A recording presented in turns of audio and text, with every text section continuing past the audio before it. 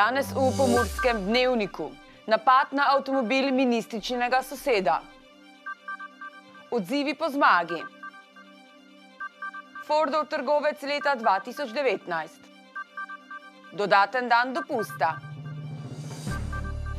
Vreme, jutri delno jasno.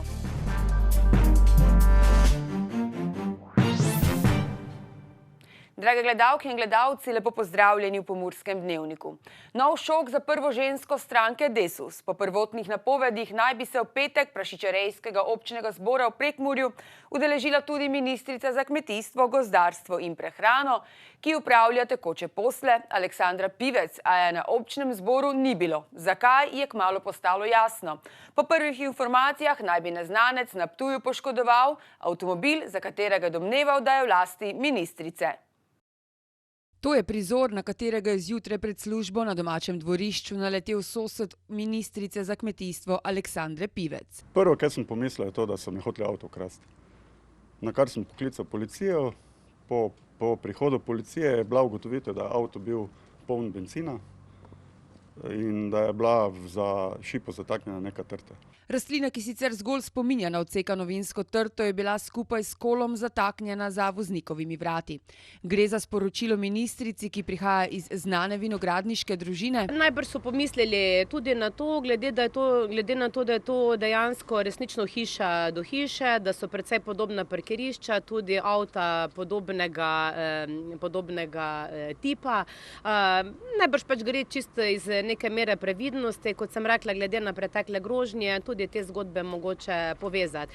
Jaz pravzaprav tega res ne želim komentirati, niti ne želim komentirati, ali me je strah, pravzaprav je pa zgodba oziroma vse, kar se dogaja, izjemno neprimerno. Možje v modrem sicer zatrjujejo, da dejanje ni povezano s kmetijsko ministrico, ki je s strani policije varovana od začetka meseca, ko so ji grozili smrtjo, če bi se odločila za sodelovanje v koaliciji Janeza Janše.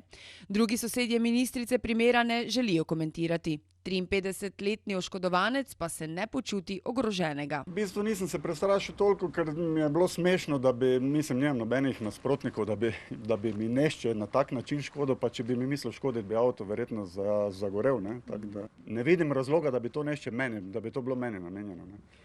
In takšnega mnenja so tudi bili policisti, ker ta trta ponazarja nekaj. Dogajanje je Pivčeva označila za neprimerno, če tudi ni želela komentirati, ali jo je strah. Duhu vsega političnega dogajanja, jaz mislim, da smo presegli vse meje še sprejemljivega in da dejansko slovenski javnosti dajemo sporočilo, da v politiki se resnično ne znamo več dogovarjati, pogovarjati in iskati skupnih vsebin, ampak v bistvu gremo na nivo nekih groženj, osebnega zastrahovanja, kar ne samo, da je neprimerno za nas politike, neprimerno je, da to sporočamo v slovenski prostor, ki seveda pričakuje najmanj to, veliko več pa tega, da bomo na vsebinskih zadevah kaj dobrega in pa koristnega naredili. Predsednica stranke Desus še zagotavlja, da tovrstne poteze, pa če so bile namenjene njej ali ne, na njene odločitve ne bodo vplivale. Samo zato, da smo na nek način ogroženi ali pa se neugodno počutimo v politiki, gre za to, kakšno sporočilo dajemo v javnost in če se v tem trenutku nadejamo predčasnih volitev ali recimo politična situacija kaže na to, da bi naj bile predčasne volitve,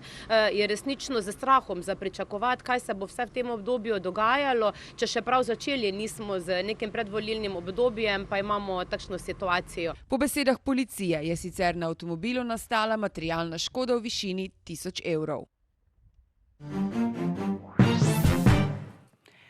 Nogometaši Mure so včeraj odigrali prvo srečanje jesenskega dela prvenstva in se v Domžalah veselili novih 3 točk. Črno-beli so s tem prekinili niz 4 tekem brez zmage.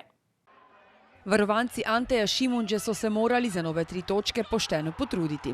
Saj so kar 55 minut igrali z nogometašem manj, izključen je bil Staniša Mandić. Pomenilo, da smo začeli drugi del za zmago.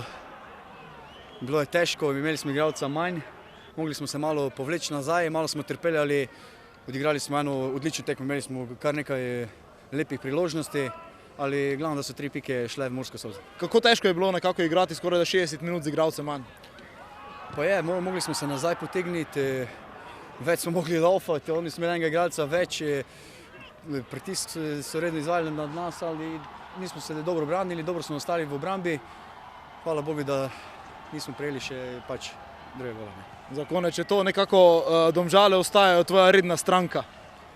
Ja, zaenkrat moram reči, da hvala Bogu proti Domžalam vedno zadanem, samo naj traja. Jan Gorenc je vknjižil prvi uradni nastop v dresu Mure. Z debijem je zadovoljen, prav tako pa s podporo, ki so jo imeli črno-beli v Domžalah. So fenomenalni, mislim, da smo odigrali to tekmo tako kot treba, z igralcem manj celo tekmo skoraj. Tako da v bistvu zasluženo smo zmagali na koncu. Kako težko je bilo nekako igrati 60 minut skoraj z igralcem manj? Ja, veliko težje pozna se ta en igralec. Mislim, da smo odigrali tako kot treba vseh 60 minut oziroma vseh 90 minut in na koncu zasluženo zmagali. Mogoče za konec je besedo o navijačih, veliko navijačev vas je danes spremljalo to v Domžalah. Ja, zahvaljujem se vsem navijačem, ki so prišli in nam pomagali za to pomembno zmago.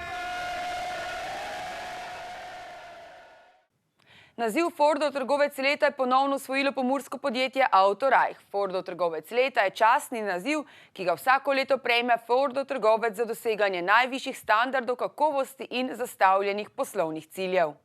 Autorajh že leta dokazuje, da se večleten strasten pristop do posla in Forda ter lojalen pristop do strank večkratno obrestuje. Tako mnenja strank na servisnih storitvah kot mnenja strank v prodajnem procesu poudarjajo najvišjo stopnjo kakovosti podjetju Autorajh. Nenazadnje to dokazuje tudi priljubljenost znamke Ford v regiji, ki jo pokrivajo.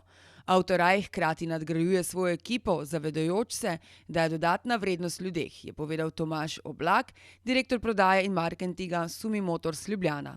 Ob izjemnem uspehu je Dušan Rajh, direktor Autorajh prodaje, povedal, da so predani Fordovim vozilom, ki so vse bolj inovativna in tehnološko dovršena. Njihov kolektiv vsak dan vlaga veliko truda v to, da delo poteka utečeno, kvalitetno in uspešno. Damjan Rajh, direktor Autorajh servisa, pa dodaja, da z dolgoletno tradicijo podjetja Autorajh pri prodaji in servisiranju Fordovih vozil že vrsto let odlično dokazujejo najboljše rezultate, ki jih dosegajo skupaj s strankami. Vsa ta priznanja so plod kvalitetnega, poštenega in marljivega dela ter medsebojnega zaupanja, ki ga njihove stranke tudi nadgradijo.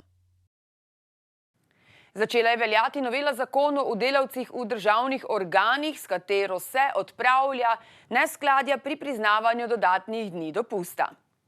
Vsi uslužbenci javnega sektorja bodo že z letom 2020 upravičeni do dodatnega dneva dopusta na leto za vsakega otroka, ki še ni dopolnil 15 let.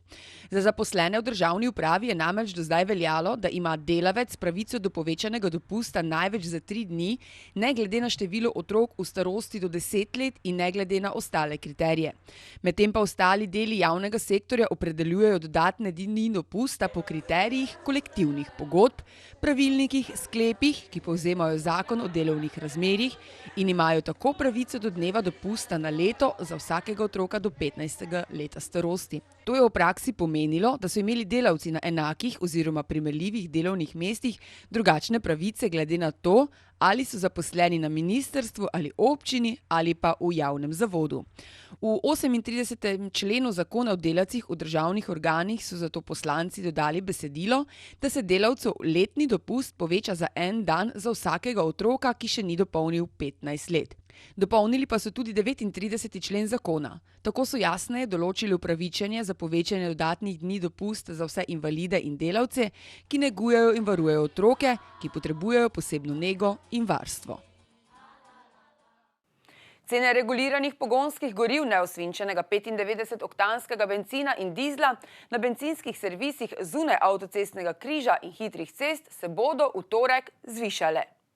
Tako bencin kot dizel se bosta podražila za 1 cent. Liter bencina bo stal 1,265 evra, liter dizla pa 1,203 evra, piše na spletnih straneh gospodarskega ministrstva. Naftni trgovci cene 100-oktanskega bencina in kurilnega olja ter 95-oktanskega bencina in dizelskega goriva na bencinskih servisih ob avtocestah in hitrih cestah določajo sami. Drugod po državi so cene 95-oktanskega bencina in dizla regulirane. Določajo se v skladu z uredbo o oblikovanju cen določenih naftnih derivatov na vsakih 14 dni po metodologiji, ki temelji na gibanju cen naftnih derivatov na svetovnem trgu in gibanju tečaja dolar-evro. Pri izračunu modelske cene se upošteva tudi biokomponenta.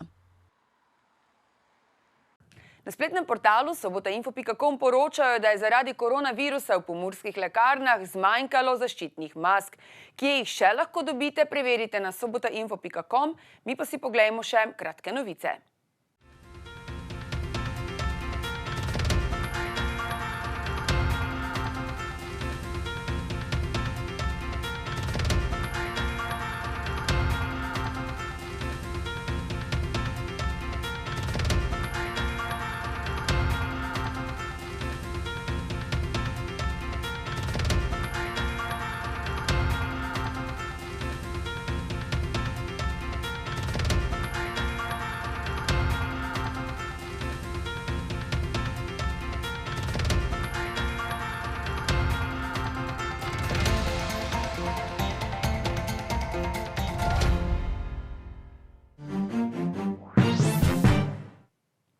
Jutri se bo od zahoda spet pooblačilo, le v vzhodnih krajih bo večji del dneva še deloma jasno.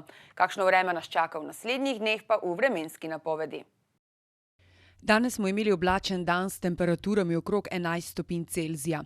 Opoldne ste v Ukrajinskem parku Goričko namerili 9, v Lendavi in Radencih 10 ter v Murski Soboti 11 stopinj Celzija. Jutri se bo od zahoda spet pooblačilo, le v vzhodnih krajih bo večji del dneva še deloma jasno. Ponekod na Primorskem in Notranjskem bo občasno rosilo ali rahlo deževalo. Pihal bo jugozahodni veter. Najnižje jutranje temperature bodo v Mariboru 0 in Murski Soboti 1 stopinjo, čez dan pa bodo termometri v Mariboru pokazali 16 in v Murski Soboti 17 stopinj Celzija. V sredo bo oblačno s padavinami, lahko bo tudi zagrmelo. Ohladilo se bo, meja sneženja se bo ob močnejših padavinah ponekod v notranjosti Slovenije lahko spustila do nižin. Zapihal bo severovzhodni veter, na Primorskem proti večeru burja. V četrtek bo po večini sončno, zjutraj bo marsikje po nižinah megla. Temperature v naših krajih se bodo dopoldan gibale med -2 in 6, dnevne pa med 8 in 10 stopinjami Celzija. Toliko smo vam pripravili za danes, z nami bodite tudi jutri. Nasvidenje.